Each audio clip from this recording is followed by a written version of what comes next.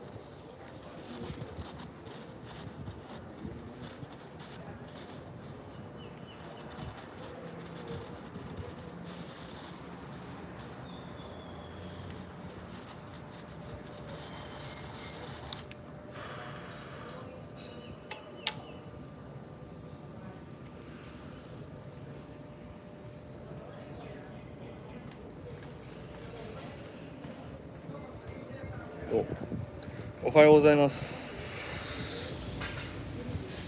日本は夜の10時ぐらいですね。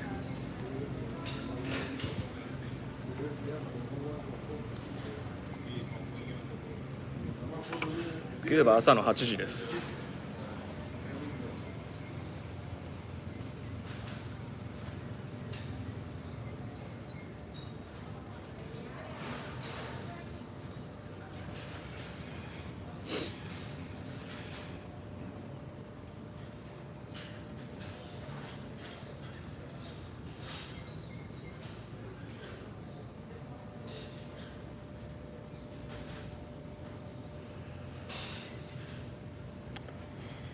おはようございます、橋本さん。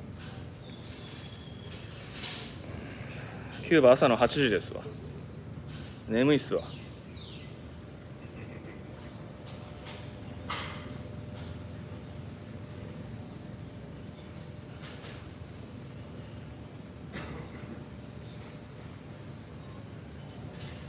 ツイッター見るとみんな美味しそうなもの食べてんですよね。いいな本当に。お寿司とかそば食べたいな。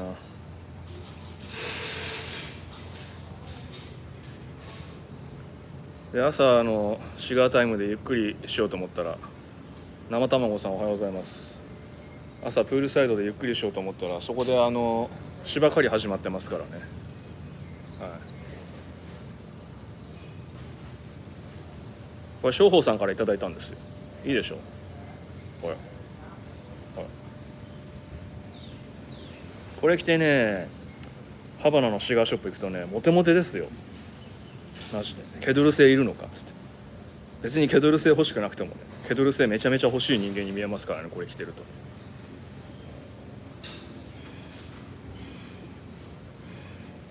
でなんだっけ、そう、そこで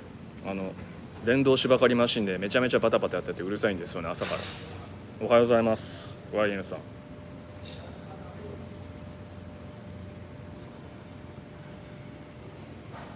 とりあえず朝の俺のシガータイムに付き合っていただこうかなと。昨日に引き続き。おはようございます。名前何てお呼びすればいいんですか？猫アイコンの猫かわいいっすよね。キューバにもね野良猫たくさんいるんですけどね、野良猫っていうか大体ホテルに最低1匹は飼われてるのかなですよね。お客さんの、ね、残り物とかたくさん食べてたらふく食って元気だし、ネズミも捕まえるんでね。この T シャツ多分非売品ですよ。商法さんがデザインして作ったんで。商法さんケドルセパーカーとかも持ってますよね。こうハバノスってオフィシャルグッズは4月売るぐらいしかないんで、こういう T シャツとかねあるとねいいですよね。あるか、ポロシャツとかもあるけどまず出回んないんですよね。キューバには売ってます。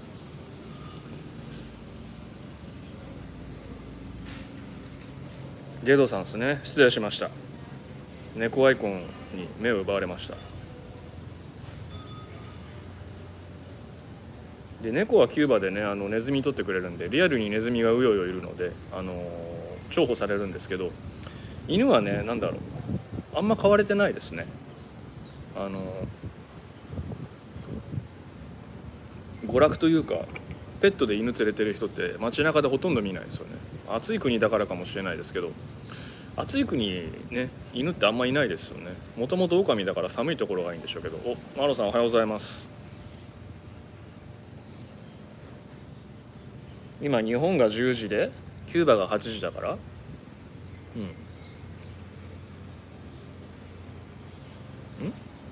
8時、そうか、14時間時差があるんですよね。一番きついところの時差ですよね、14時間ってちょうど真逆。これが東南アジアとかだったらね、時差も昼寝したらまあ戻るみたいな感じですけれども、14時間はねジェットラグなかなかきついですよ。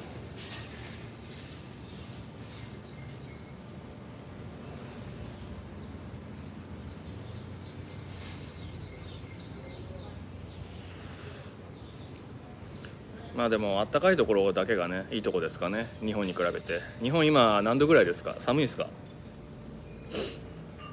まだ10度とかも行ってないですよね。夜ならそれこそ8度とか7度とか。あれでも俺が日本出る直前なんかこれから春めいてきますねとかなんか天気予報で言ってた。では僕は夏に向けてトリニダのシャツ作ります。いいですね。トリニダのシャツ作ったら売りましょう。クラウドファンディングとかで欲しがる人たくさんいると思うんでね。キューバもこういう風にロゴの入ったポロシャツとか T シャツはないな、ポロシャツが多いな。ポロシャツは売ってるんですけれども、縫製がダメダメで 2,3 回ぐらいね洗濯したらねバラバラになるんですよね。何回も買ったんですけれどもまともなのは一個もないんです。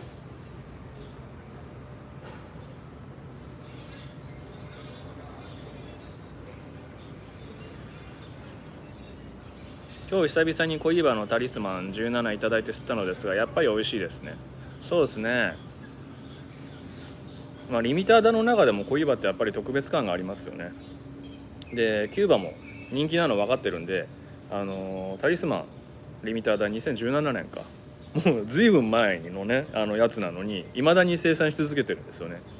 箱の裏とかに普通に22、要は2022年の生産って書いてあったりするんで確定ですね。そうですね、作ってください。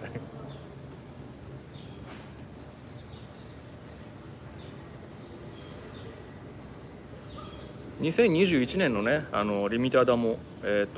コイバですからね。シガーナビに載せたと思いますけれども、コイバ55周年だったっけな、フットリングのついたやつ。まあ実はキューバで仲のいいやつから1本譲っていただいたんで、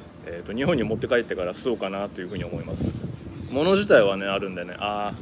ここじゃなくて部屋にあるんで、明日の朝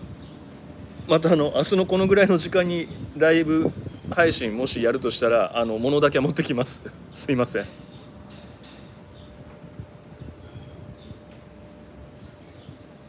今日もキューバご機嫌ですね。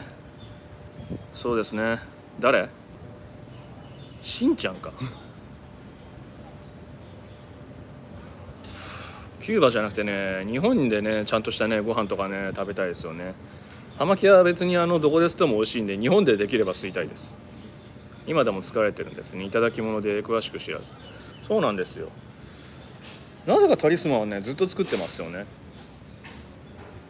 でもねそういうのあるんです。限定品だからその1回のロットだけ作ってもう終わりだろうなっていうふうに思い込んじゃうんですけれども、ハバノスって人気が出て材料さえ続けばいくらでも作るんですよね。例えばLCDH、 この葉巻にエンジ色のダブルリングでラカサデルハバノって書いてあるやつあるじゃないですか。あれはラカサデルハバノ専用の、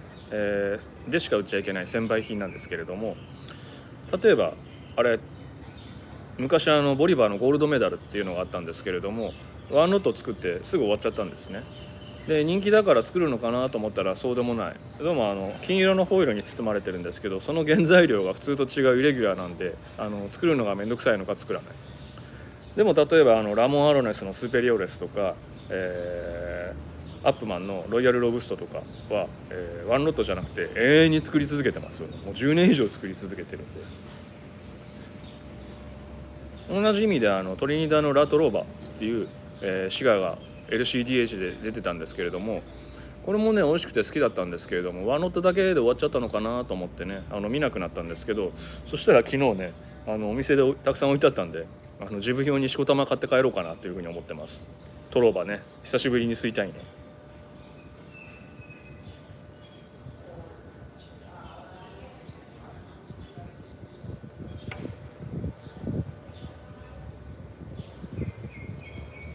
まあできれば葉巻は廃盤になって欲しくないんで、一つもね、あれ美味しかったなとかたまに吸いたいなっていう風なやつでももう販売してなくて、誰かのストックとか自分で持ってるやつの中から探さないといけないっていうんじゃね、なかなか手が出ないっていう風な人も多いでしょうし、葉巻ってドレスボックスだったら25本入りなので、上が13本下が12本っていう風に決まってるんですね。なんで箱開けた時っていう風なの気が大きくなってバカスカスってうまいみたいな感じで人にあげたりもするんですけれども、2段目になってね底板が見えるようになると途端に私物になるといやもう葉巻残り少ないからちょっと吸うの控えとこうかなっていう風に気持ちは分かります。ブレーキがかかっちゃうんですよね。そうトロバね、たくさんあったんでねラッキーということでね。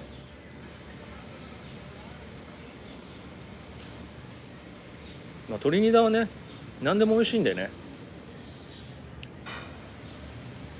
やっぱりビフィアで人気が爆発したんで、他の銘柄も作れるようになったんですけれども、その前まではトリニダって全然人気のないブランドだったんで、ハバノスの中でもハバノスの例えばコイーバー、ロメオ、モンテクリストとかの全部のポートフォリオの中で、トリニダって最低の時は全売上の中の 0.1% しか売り上げなかったんですよね。このブランド自体原材料がかかるし手間がかかるからどうなのね。箱全部ニス塗りでピッグテールだし、確かに作るの手間かかるんですよね。だからロブストティーなんかは、廃盤になっちゃいましたし、あれ出て新作としてロブストティー発表されても5年もしないで廃盤になっちゃったんじゃないのかな。すごいかわいそうな葉巻でしたけれども、ところがねショートスモークの流れに乗ってビフィアみたいな、ね太くて短いけれどもリッチな煙が味わえる高品質な葉巻っていうのはちょうど清流にドンピシャだったんでしょうね。ものすごい人気が出て、その後このスタイルがいけるっていうふうなことで、トペスとエスメラルダとメディアルナがトリニダから出たんで、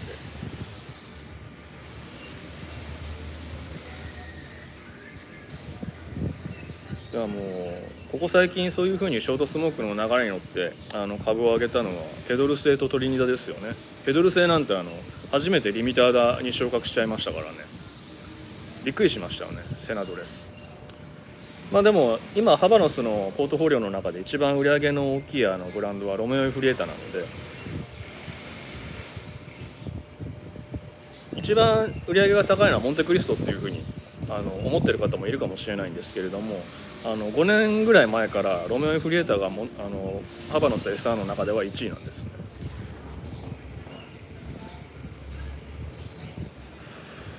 それはワイドチャーチルからですね。一番最初にリングゲージで出た詩があって、ハバノスの中ではワイドチャーチルで、ハバノスフェスティバルで発表された時そこにいたんですけれども、みんなすごいびっくりしてましたからね。こんなぶっといの出すの。でもハバノスってキューバの中で一番頭のいい人たちが勤める会社なので、マーケティングっていうのがすごいんですよね。この太くて短いシガーの流れが来るっていう風に分かってあれを売り出したので、ロメオエフリエーター、ワイドチャーチルの後ショートチャーチル、ペティチャーチルっていう風に、流れに乗った商品をガンガン出す。なので、モンテクリストを超えて1位になった。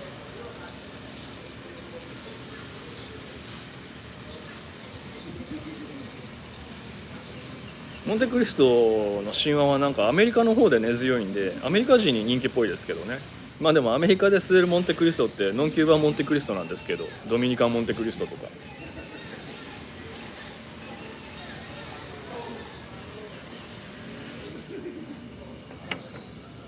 でロメオがどんどんね人気が上がってるんで、ついに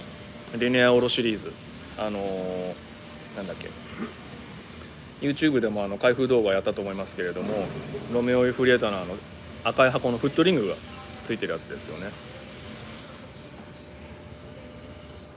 あれも人気出るんだろうな。フットリング付きのモンテクリストあったと思うんですけれども、まだ現行でもありますけれども、トリプルリングのやつね、あれも未だに大人気なんで、やっぱあれが人気出たからラグジュアリーハバノスシリーズ売れるんだろうなっていうふうにハバノスもね思ったんでしょうね。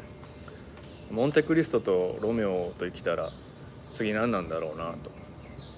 何なんだろうな、6大ブランドだからコイーバは外すとして、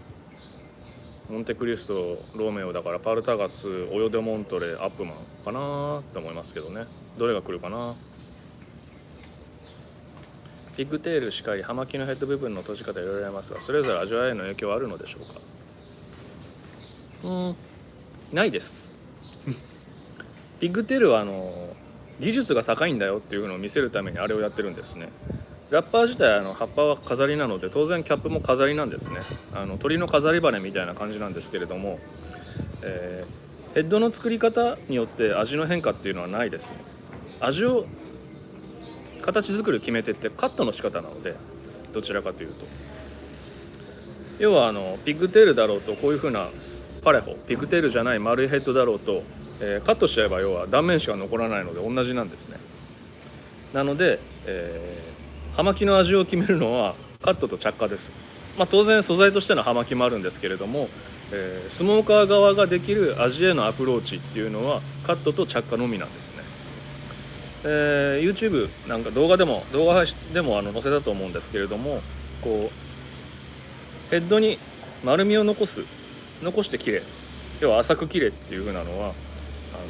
口当たりが良くなるからなんですね。お酒飲む時も薄張りグラスとか飲むと味わいが全然違うじゃないですか。こう唇に当てた時にすでに味覚って始まるので、口当たりがいいと入ってくるものもまろやかに感じるんですね。で重要なのは口離れなんですね。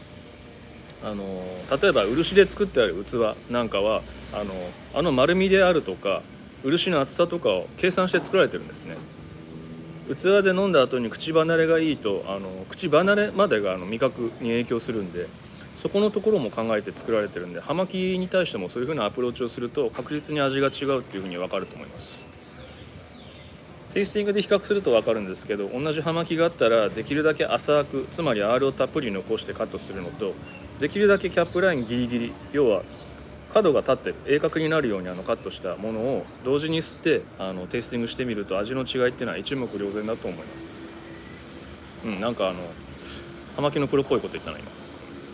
ロメオは最近発展し始めましたよね。リネアオロのピラミデが気になってます。いいですよね。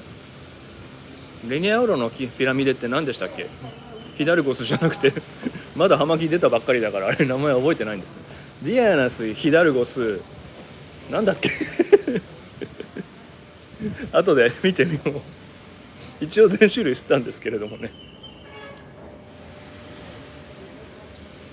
はい、葉巻はねずっと勉強です。何でもそうだと思うんですけれども、葉巻だと葉巻っていう風に身構えちゃうんですけれども、要は味覚と嗅覚に訴えかけてくるものなので、料理とかお酒とかで、共通するものも使えるんですよね、葉巻には。でお酒は飲み物、ご飯は食べ物だからお酒は別としてサンド口にするものじゃないですか。だから味覚嗅覚っていうのは誰しも備えてて分かりやすいものなんですよね。でも葉巻はやっぱり成人してからじゃないと吸えないし、普通に生活してたらそうそう口にするものじゃないから分かりづらいな、ハードル高いなって思いますけれども、これはテレビでも葉巻は食べ物っていうふうに言ったんですけれども、食べ物の一つとして考えると腑に落ちやすいものがたくさんあると思うので、そこから理解が進みやすいと思うんですよね。特別視しないでください。だからリコーダーカットテイスティングしたことありません。ライドウさんリコーダーカットってなんだっけ、かなり昔にネットで見たんだよな。こうね、こう葉巻を斜めにカットする、ヘッドから。そうすると面積が大きくなるから、葉巻の口当たりがまろやかになるっていうとんでも理論のカットがあって、見た瞬間爆笑したんですけれども、斜めにカットしたらキャップラインを切るんでばらけてくるんですね。味もクソもないのでなんだそれって、なんかそれをものすごい大々的に言ってる人がいて、この人逆に葉巻したことないんじゃないんだろうかっていうふうに思ったんですけれども、まあね、そこら辺の冒険心はこう褒めますけれども、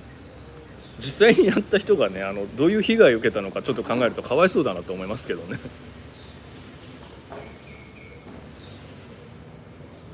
ノブレスディアナス・ヒダルゴ、そうです、ノブレスです。日本語で貴族か。俺が捨てたやつじゃなかったっけ、ノブレス。全部捨てたけれども YouTube に載せたやつだな、忘れちゃダメだな。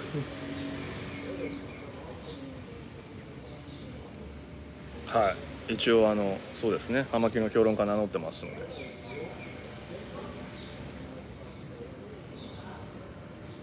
こうハバノスの葉巻の名前ってスペイン語なんで響きがかっこいいんですけれども、これ日本語だとすごいダサいなっていうふうに思うんですよね。ね、ロメオ・フレータノブレスだったらかっこいいけれども貴族ですからね。何それって感じですよね。モンテクリストオープンイーグルもかっこいいですけれども、イーグルですからね、ワシですからね。モンテクリストワシ、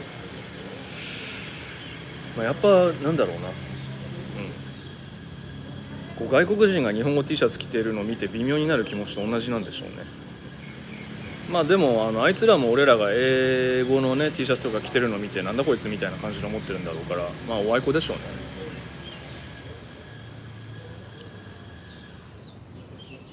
始めたての頃にあったダイヤモンドカットもふとボロボロになりました。ダイヤモンドカットって何ですか？ V カットをこう十字にやるやり方ですか？わかんないけど、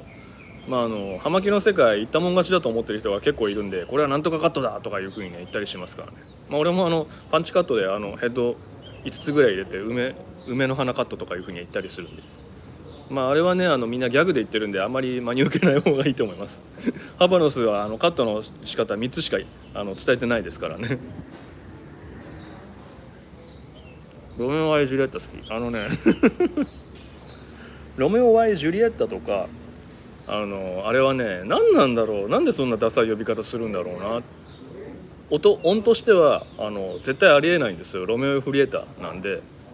どう聞いてもロメオ・ワイ・ジュリエッタにならないんですよね。なんでかなと思ったら財務省に登録されてる名前がそれなんですよね。ロメオ、アルファベットの Y ジュリエッタ、ロミオ Y ジュリエッタかな、どっちでもいいんですけれども、だからね財務省に登録してる名前とでキューバで使われてる葉巻の名前の音読み音とで勝手に自分で日本の人が考えついた名前の3つがごっちゃになってるんですよね。できるだけ俺はこのキューバの現地の要はスペイン語読みで読もうとしてるんですけれども、なんだろうね、葉巻の吸い方と同じで昔からのやり方を変えたくない人もたくさんいるんで、でもコヒーバって言ってる人だけはね許さんですよ。コヒーバってなんだよって、ローマ字読みじゃんって。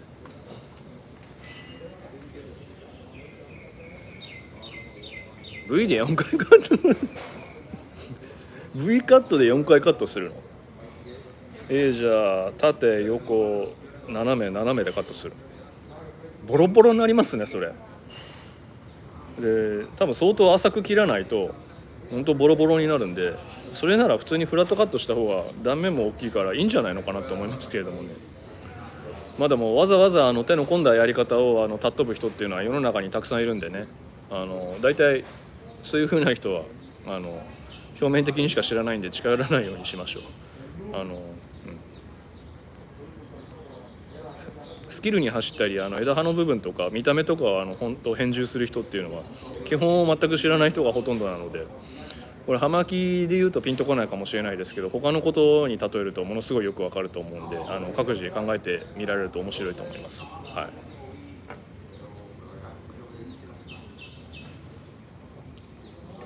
コヒーバはねだってローマ字読みでしょ。スペイン語っていうのはスペイン語独特の文体があるので、例えば文字の文章の頭、単語の頭の G とか H とかは発音しないんですよね。フランス語とかでもありますけど、ショーンっていうんですかね。違う、 G は発音するか、H は発音しないのか。要はアルファベットの読み方が違うんですよね。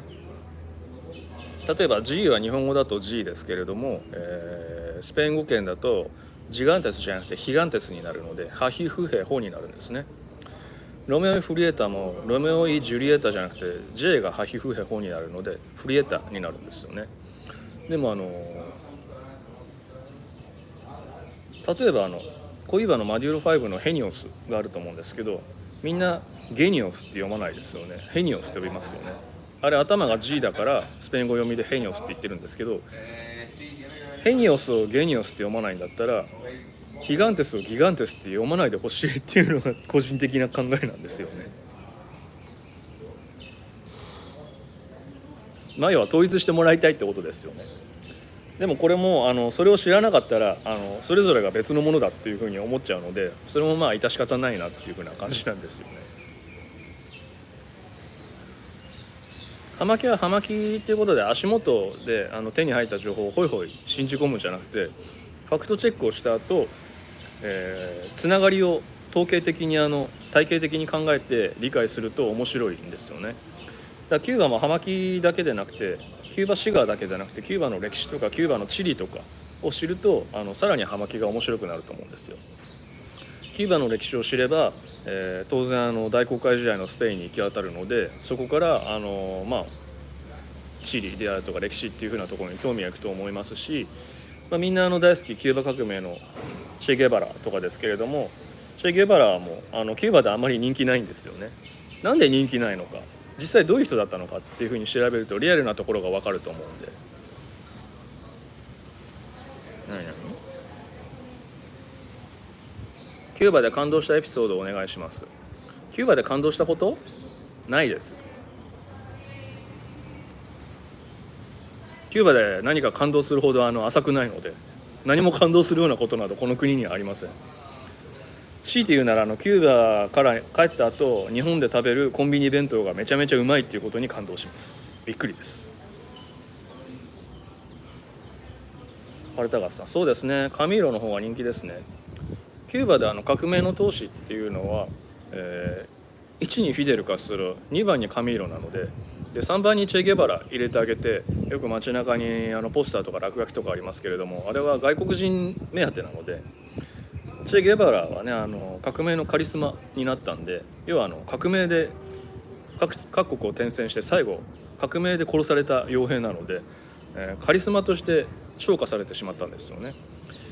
だから彼が指導した革命の中で成功したキューバで、偶像化することにより、ゲバラの T シャツをプリントしたのがよく観光客に売れると。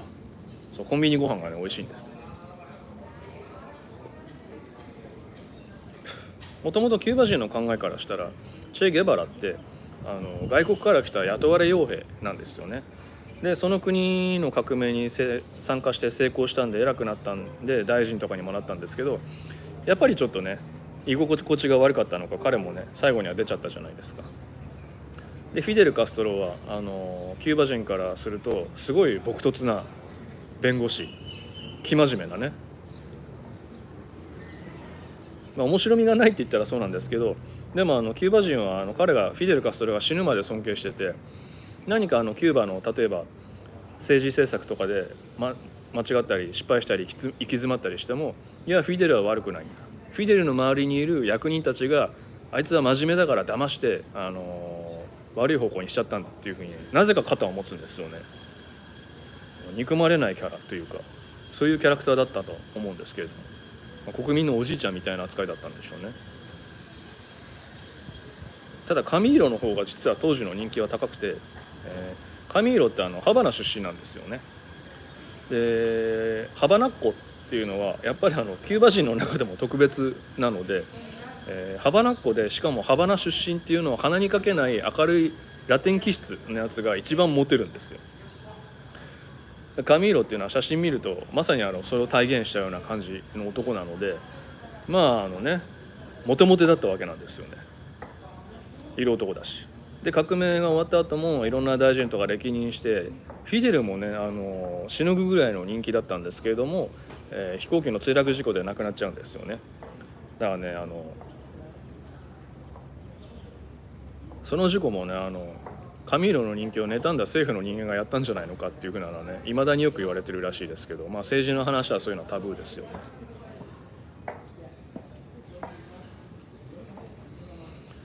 息子の名前はボリバーにしろと言われていますが、どう思いますか？でもボリバーで決まりですよね。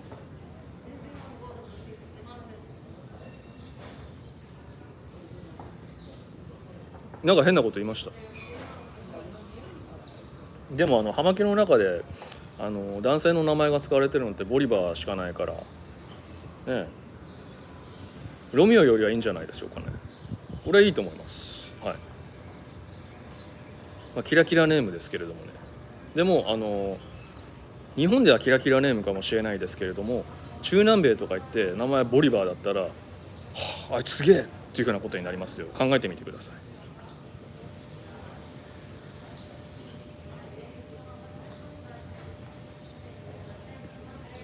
イッシーさん、初めて視聴していますが、葉巻がより楽しく吸えるお話で楽しいですね。そうですね。葉巻吸ってるとね、葉巻の話ばっかりしちゃうんですけれども、葉巻以外の話もね、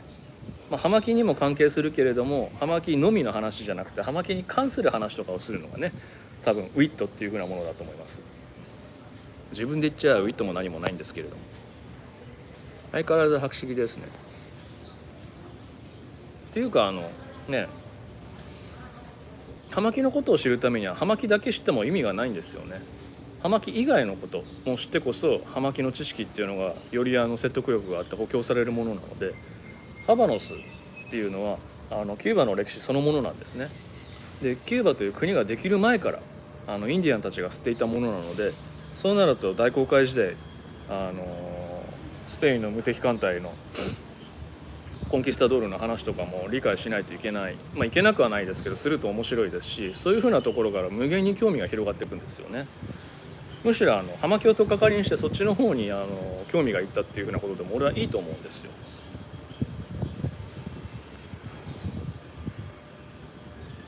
いやそういうふうなことは俺も好きなので、葉巻のことはね新作以外のはもう全部知ってるんで、そういうふうな歴史であるとかキューバに関すること、政治とか経済とか仕組みであるとか、そういうふうなものの方がね俺は興味が実はあります。どうしても日本って世界で言ったら資本主義国家英語圏の国なんですよね。アメリカの影響を強く受けてるので。でも世界の半分ってスペイン語圏、要はラテン経済圏の人たちなので、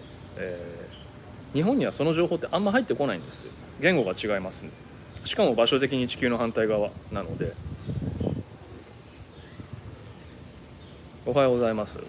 小岩さん。でもスペイン語って公用語で世界で一番使われてる国なんですよね。人口使ってる人間の数で言ったら中国語が一番大きいで、公用語を世界的に言ったら英語ですけれども、やっぱり世界の半分はラテン語圏の人たちで動いてるんで、そっちの方にも興味生かせると面白いなって思うんですよね。例えばそっちの人たち、例えば中南米アメリカ大陸のカナダとユナイテッドステイツ、アメリカ以外の人たちですよね。南半球の人たちってアメリカ合衆国のこと大嫌いですからね。そのこととか日本に住んでるとあんまりよくわからないじゃないですか。そこら辺でね興味がそういうところに広がっていくのも葉巻が取っかかりだとしたらいいんじゃないかなというふうに思うんですよね。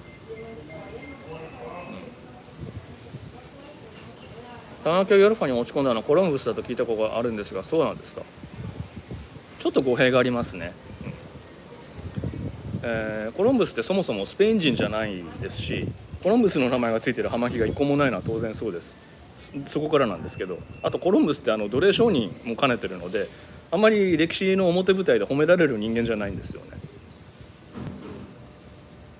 むしろ葉巻はスペインに持ち込まれた時、最初独占されてたんで、そこからタバコっていう風なものをヨーロッパに持ち出したのは多分フランスなんですよね。フランスの駐ポルトガル大使だったジャン・ニコっ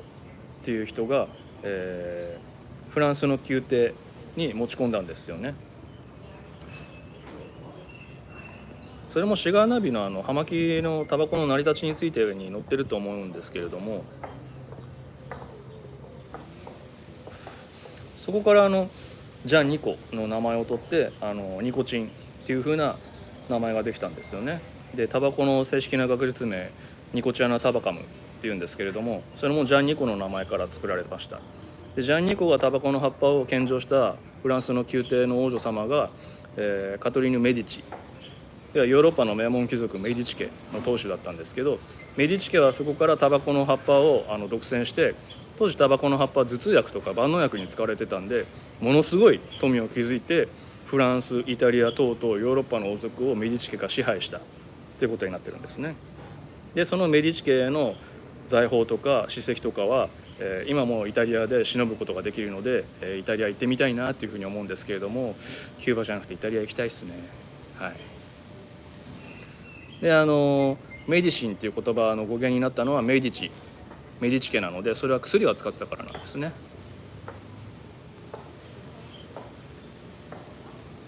なんてそろそろキューバ国籍を取るという噂ですが、キューバビザはどうなるんでしょうか。キューバ国籍取るまでもないんじゃないですか。なんかわざわざ取っても何のメリットもなさそうですし、日本以上のパスポートってないと思うので、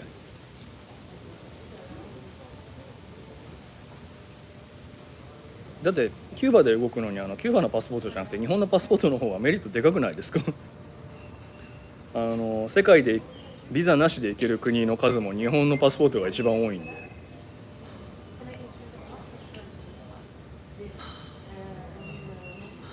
いやでもボリバー君楽しみだな。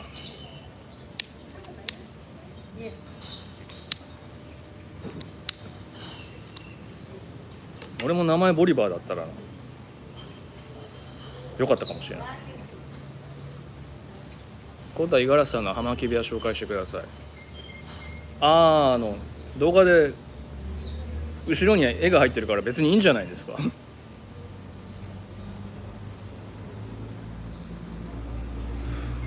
葉巻がただ並んでるだけですよ。葉巻屋さんと外見的にあんま変わんないです。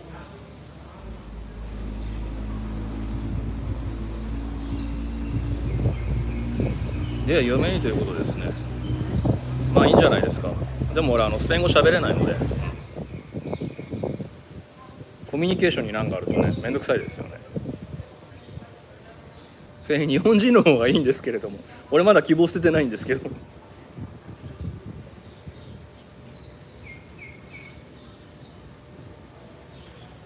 日が昇ってきて暖かくなってきた。逆光が来てるからいい感じにヤシの木とかが見えると思うんですけど、ところでヤシの木ってパッと見綺麗ですけども、ヤシの木の根元ってめちゃめちゃキモいんですよね。今度見る機会があったら見てみてください。すごく気持ち悪いんで。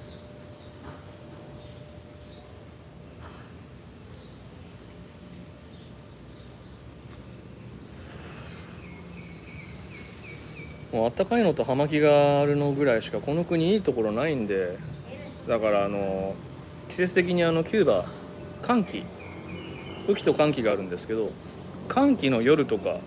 結構涼しいんですよね。場合によっては冷えるっていう風な時があるんで、年に何回かは20度割り込む時があるんですね、気温が。そうなるとね、キューバにいる意味ねえなっていう風になるんですよね。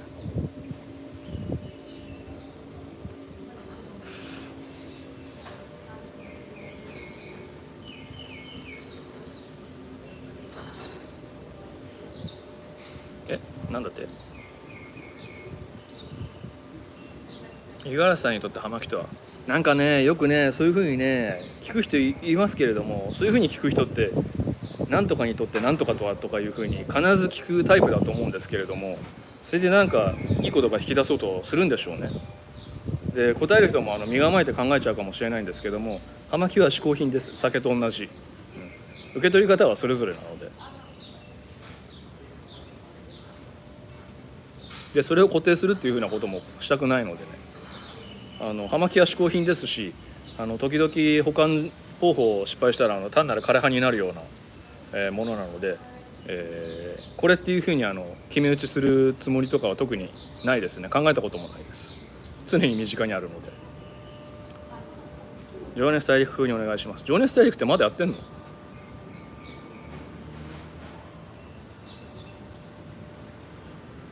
昨日初めてライブ配信見た時、グリーンバックの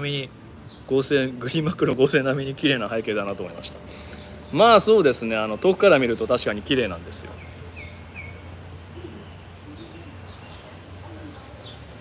こんな感じでね。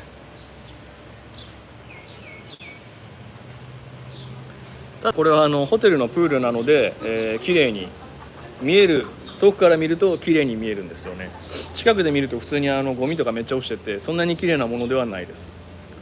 細かいところまで綺麗なところって多分日本ぐらいしかないんじゃないのかなと思います。特に街中の汚さはやばいです。キューバの街中行くと本当排気ガスとゴミと排泄物の匂いで気持ち悪くなりますからね。特にセントラルハバナとかの中心部。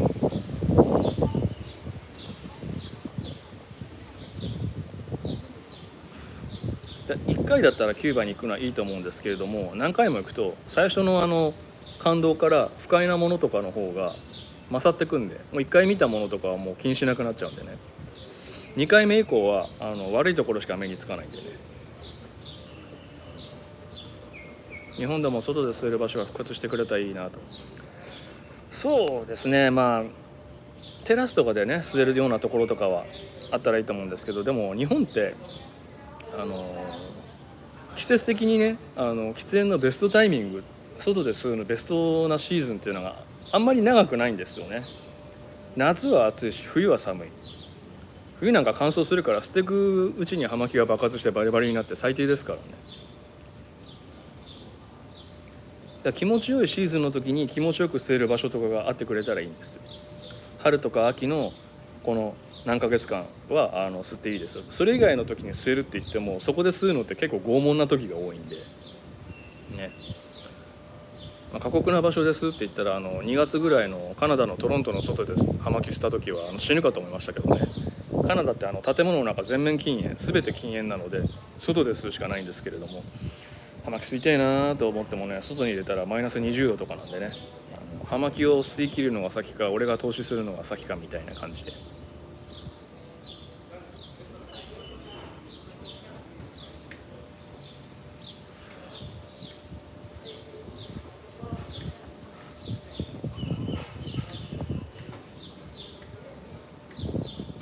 渋谷のコネスールですか。そうですね。